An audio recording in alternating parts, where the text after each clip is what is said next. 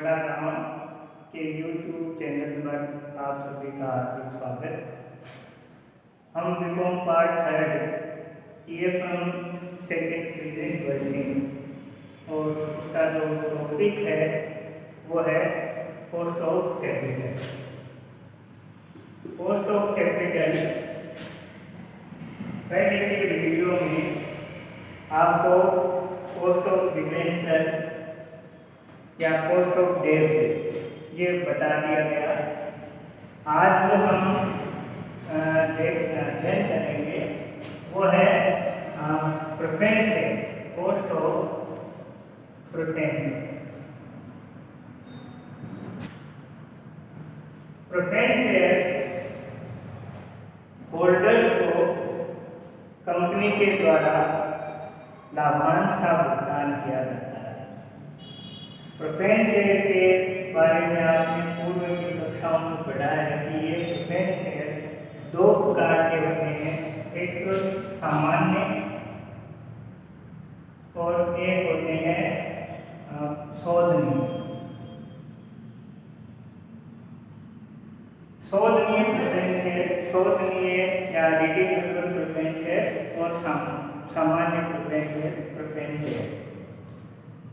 Preference share में rate of dividend इनके पहले दी हुई होती है और उस रेट से हमें प्रेफरेंस शेयर होल्डर्स को लाभांश का भुगतान करना पड़ता है।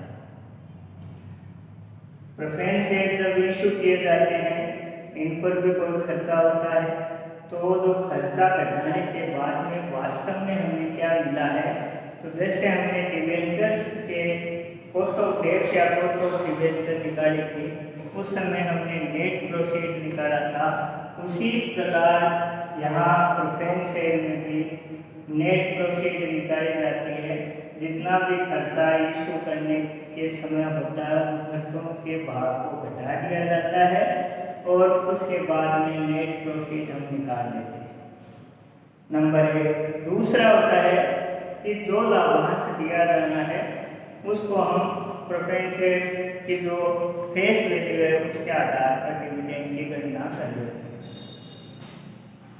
यहाँ हम देखते हैं कि सामान्य प्रेफरेंस शेयर है तो उसमें कोई अवधि नहीं होती है कि इस अवधि में इनको जब कंपनी का समापन होता है उस समय इनको भुगतान कर दिया जाता है। शोधनीय डिमांड होते हैं, इनके लिए एक निश्चित समय होता है, निश्चित समय के बाद में इनको हम वापस भुगतान करते हैं। प्रेफरेंस शेयर में जो हम अन्य जो बात देखते हैं वो होती है जिस तरह से डिबेंचर को इशू करने के लिए हमने 3 विधि देखी थी। एक तो होती है एट पार, दूसरी होती है डिस्काउंट पर और तीसरी होती है प्रीमियम पर। यहाँ हम प्रेफरेंस शेयर में भी तीनों स्थितियाँ देखते हैं। प्रेफरेंस शेयर को सम मूल्य पर निर्मित किया जा सकता है, प्रेफरेंस शेयर को बट्टे पर इशू किया निर्मित किया जा सकता है, प्रेफरेंस शेयर को प्रीमियम पर निर्मित किया जा सकता है। अभी मैं आपको कॉस्ट ऑफ प्रेफरेंस शेयर कैसे निकालते हैं तो कुछ इसके फॉर्मूले हैं, वो फॉर्मूला मैं आपको यहाँ नोट करवाता हूँ। सबसे पहले हम जो देखते हैं कि प्रेफरेंस शेयर, तो इसको हम देखते हैं cost of preference share.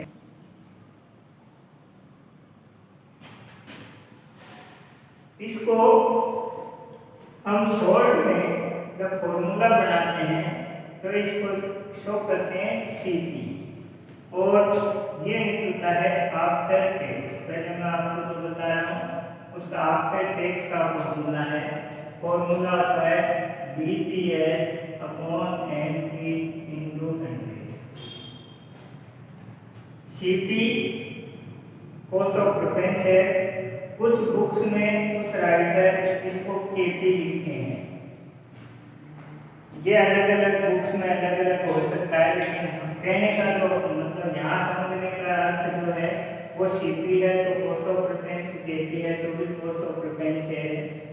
DPS का मतलब डिविडेंड पर शेयर, डीपीएस का मतलब है डिविडेंड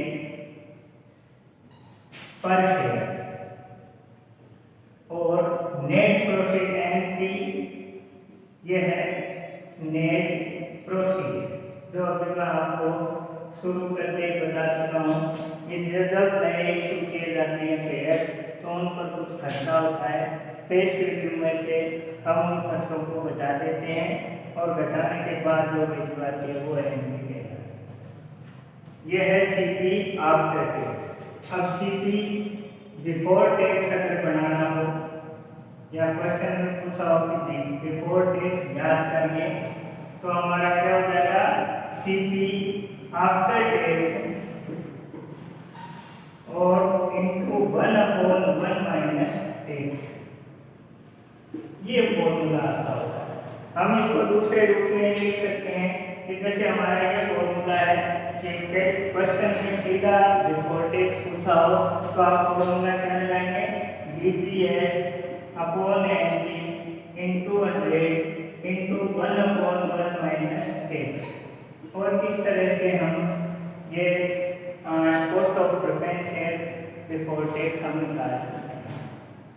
तो आपको ये मैंने फॉर्मूला बता दिया। हम इसमें साथ साथ ही देख लेते हैं क्योंकि जब आगे क्वेश्चन करेंगे तो दोबारा इन पर नहीं आना पड़ेगा। ये था जब सामान्य प्रेफरेंस शेयर का निर्माण किया जाता है तो आपका cost of preference share after tax और बिफोर टैक्स इस तरह निकलना है। जब मैंने दूसरा प्रेफरेंस शेयर का पार्ट बताया तो वो पार्ट आपका है कॉस्ट रिडीमेबल प्रेफरेंस शेयर। जब शोधनीय रिडीमेबल प्रेफरेंस इनकी कॉस्ट ऑफ कैपिटल निकालनी है तो आपका वही सीपी शॉर्ट में आफ्टर टैक्स फॉर्मूला डीपीएस, यहाँ अपन शॉर्ट में केवल डी भी लिख सकते हैं। जब हम समझते हैं डीपीएस का मतलब डिविडेंड पर शेयर तो डी भी लिख सकते हैं, DPS into MB minus MP upon N और यहाँ प्लस है DPS plus MB minus MP upon N MB plus MP upon 2 into 100। ये है cost of preference share after tax, DPS per share dividend, MD maturity value, NP net proceed and number of period redemption, और ये फिर उसमें divide करा 2 से और multiply किया। ये है आपका आफ्टर टैक्स। जब हम इसको बिफोर टैक्स बनाते हैं तो बिफोर टैक्स में जैसे मैंने पहले आपको बताया कि उसमें हम क्या करेंगे, into 1 minus tax CP before tax ये निकालना है। तो आपका क्या formula D plus NP minus NP upon N upon MP plus NP upon 2 into 100 into 1/1 minus tax. और इस तरह से हम इस फॉर्मूले को जब बिफोर टैक्स की गणना करनी हो तो हमें ये फॉर्मूला आपको काम में लेना है। तो दोनों तरीके से मैंने आपको बताया, दोनों प्रेफरेंस शेयर का बता दिया। जब सामान्य प्रेफरेंस शेयर का निर्माण किया जाता है तो कॉस्ट ऑफ प्रेफरेंस शेयर जब निकालते हैं तो आपका फॉर्मूला रहता है डीपीएस अपॉन एनपी इनटू 100। जब रिडीमेबल का निकालेंगे तो DPS plus NP minus NP upon N upon NP plus NP upon 2 into 100। और इसको अगर हम बिफोर टैक्स करते हैं तो इसके आगे 1/1 माइनस टैक्स है। इससे हम ये फॉर्मूले से हम cost of preference share after और बिफोर टैक्स की गणना कर देते हैं। ये मैंने जैसे आपको भी बताया कि इसकी तीनों स्थितियां हो सकती है, at par, on discount on premium. तो ये तीनों के लिए अब मैं आपको एक दो उदाहरण के द्वारा कॉस्ट ऑफ प्रेफरेंस कैसे निकाली जाती है ये समझा दें। अब मैंने आपको एक उदाहरण दिया है, जैसे बी लिमिटेड ने 100 रुपये मूल्य के 10% वाले 1000 विमान अंश ये निर्गमित किए। निर्गमन के समय कंपनी ने अभिरोपण कमीशन 2%, दलाली 1% और छपाई इत्यादि के 1000 रुपये व्यय किए। तीनों स्थितियां दी है समूल्य पर वे प्रेफरेंस शेयर निर्मित होते तो कॉस्ट ऑफ कैपिटल क्या होती, भट्टे पर होते तो क्या होती और प्रीमियम पर होती तो क्या होती। कंपनी कर की दर है वो 50%। अब सबसे पहले जैसे हमें कॉस्ट ऑफ प्रेफरेंस शेयर निकालनी है तो सबसे पहले हमारे दिमाग में पहले फॉर्मूला आना चाहिए। जब हम देखते हैं कि cost of preference share after tax ये निकालना है और हमारे पास सीधा फॉर्मूला आ गया DPS अपॉन NP इनटू 100। ये आ गया दिमाग में। तो अब हमें क्या चाहिए, नंबर एक है DPS, दूसरा है नेट प्रोफिट। ठीक है, DPS का मतलब dividend preference share, dividend per share 100 रुपये मूल्य के हैं और डिविडेंड कितना दिया जा रहा है 10%, तो 10% दिया जा रहा है 100 रुपये पर। तो आपका लाभांश जो एक शेयर पर दिया जाएगा वो 10 रुपये दिया जाएगा। तो इसका मतलब ये चीज। अब दूसरी निकालनी है आपको नेट प्रॉफिट। नेट प्रॉफिट के लिए हम देखते हैं एनपी कैसे कैलकुलेट करेंगे। तो सबसे पहले हमने लिखा ये जो शेयर्स इशू किए गए हैं नंबर 1 एट पार सम मूल्य पर निर्भर है। तो नंबर 1 फेस वैल्यू पर शेयर है 100, लेस हमने इशू एक्सपेंसेस। अब इशू एक्सपेंसेस आप निकालेंगे। अभिरोपण अंडरराइटर कमीशन 2%, ब्रोकरेज 1% और प्रिंटिंग इत्यादि के 1000। तो मतलब क्या है, 2% है, इसकी फेस वैल्यू है वो 100 रुपये, 100 रुपये का 2% 2 रुपये। तो आप देखेंगे अंडरराइटिंग कमीशन 2 रुपये, ब्रोकरेज 1 रुपया, प्रिंटिंग इत्यादि ETC 1000 रुपये खर्च हुए हैं और 1000 रुपये कितने के हुए, 1000 डिमांड्स के। तो एक ही सेवन कितना आया 1 रुपया, टोटल कितना हो गया 4 रुपये। दोबारा समझिए, फेस वैल्यू है 100 रुपये, हम अलग अलग देखें 100 रुपये का 2% देखेंगे अंडरराइटर कमीशन 2, 100 रुपये का 1% देखेंगे ब्रोकरेज 1, 1000 रुपये लगे 1000 प्रेफरेंस शेयर के। तो 1 प्रेफरेंस शेयर के जो खर्चा आया है वो आया है 1 रुपया। तो इस तरह से हमने ये टोटल जो खर्चा हुआ वो 4 रुपये, 4 को घटा देते हैं तो आपका नेट प्रॉफिट आ गया 96। अब हम फॉर्मूले में रखते हैं, हमारे पास दोनों चीजें आ गई। DPS है 10/96 गुणा 100। अब इसको हम जब सोल्व करते हैं तो आपका जो कॉस्ट ऑफ प्रेफरेंस शेयर है वो आपकी आ जाती है 10.417। जब आप इसको सोल्व करेंगे 10.417। मैंने आपको 2 फॉर्मूले बताए। जब आफ्टर टैक्स पूछा गया हो कॉस्ट ऑफ प्रेफरेंस शेयर तो ये काम मिलेंगे। जब आप ये कहें कि आपको बिफोर टैक्स निकालना है cost of preference share before tax, तो आपका फॉर्मूला क्या हो जाएगा, cost of preference share after tax गुना 1/1 माइनस टैक्स। तो cost of preference share after tax I 10.147417 into 1/1 minus tax है 50%। तो आप इसको सोल्व करेंगे तो आ जाएगा 20, 8, 3, 4। ये आपका आ गया cost of preference share before tax. तो आपने एक चीज सोल्व कर ली जब सममूल्य पर इनका निर्गमन हो। हम दूसरी चीज देखते हैं, जब भट्टे पर निर्गमन हो तो फॉर्मूले में कोई चेंज नहीं होना, डिविडेंड में कोई चेंज नहीं होगा, डिविडेंड के लिए फॉर्मूला रेडी होना है। चेंज क्या होगा, आपकी नेट प्रोफिट चेंज हो जाएगी, ये चीज चेंज होगी।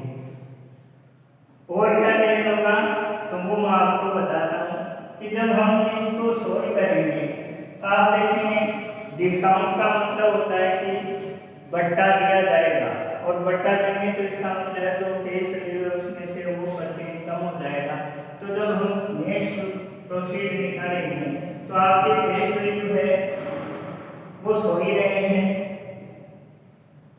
अब डिस्काउंट लेके लेस करेंगे डिस्काउंट, क्योंकि ये पैसा नहीं मिलेगा, तो डिस्काउंट आपका है 5%, इसका मतलब 5। इसकी जो आफ्टर डिस्काउंट आ गई वो 95 खर्चा हो गया 4 रुपये का, तो इसका मतलब नेट प्रोफिट आपकी एन की आ गया 91। मतलब 100 रुपये फेस वैल्यू है, 5% बट्टा, हमने 5% बट्टा 5 रुपये बता दिया, 95 इसकी वैल्यू थी। इसमें से इश्यू एक्सपेंसेस है वो फेस वैल्यू पर ही होना है, 4 रुपये है, तो नेट प्रोफिट आपका 91 हो गया। फॉर्मूले में वही संख्याएं हम इसमें रख दें, 10 या नेट प्रोफिट हो गया 91 गुना 100। अब ये आपका जो है नेट प्रोसीड यहाँ चेंज हुआ है, और ये 91 से देखेंगे तो 10.989, ये आंसर आया 10.989। फिर इसको अगर बिफोर टैक्स बनाना है, सीपी बिफोर टैक्स फॉर्मूला आपका पढ़िए, सीपी आफ्टर टैक्स गुना 1/1 माइनस टैक्स। टैक्स की दर कोई 50% है, 10.989 into 1/1 माइनस 0.50 को यहाँ करेंगे तो 9 से 18, 16, 17, 18, 19, 21.978। यह आपका बिफोर टैक्स आ गया जब हम प्रेफरेंस शेयर को बट्टे पर निर्गमन करते हैं। तीसरी स्थिति, जब इनको प्रीमियम पर निर्गमन किया जाता है, तो प्रीमियम पर निर्गमन किया जाता है तो आपके जो ये सब चेंज होने हैं वो देखिए क्या क्या होगा। प्रीमियम का मतलब होता है कि जो फेस वैल्यू है उस पर हमें उतना जितना परसेंट प्रीमियम है उतना पैसा ज़्यादा मिलेगा, तो इसका मतलब फेस वैल्यू इसमें करते हैं हम ऐड प्रीमियम।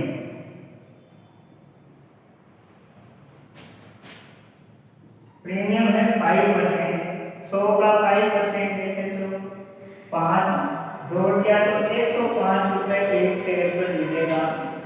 इनको जब हम इशू करेंगे तो इशू का खर्चा आना है 4 रुपये आना है, हमने 4 घटा दिया तो नेट प्रोसीड हमारी आ गई है 101। हम इसको अपने फॉर्मूले में रखते हैं, फॉर्मूला डिविडेंड कितना है 10, और यहाँ बढ़ते हैं 101 गुना 100।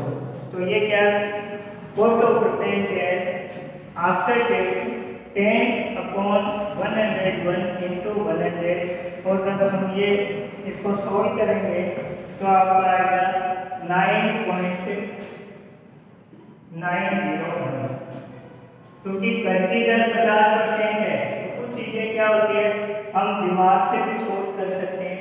जब 50% होती है और किसी चीज़ का हम भाग देते हैं तो आफ्टर टैक्स है इसको डबल कर देते हैं, क्योंकि कर की दर 50% है।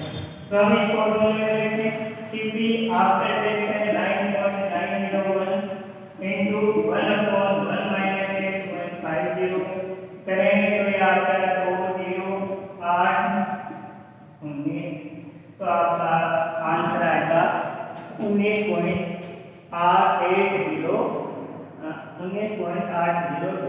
19.802। तो मैंने आपको 3 चीज़ें बता दी।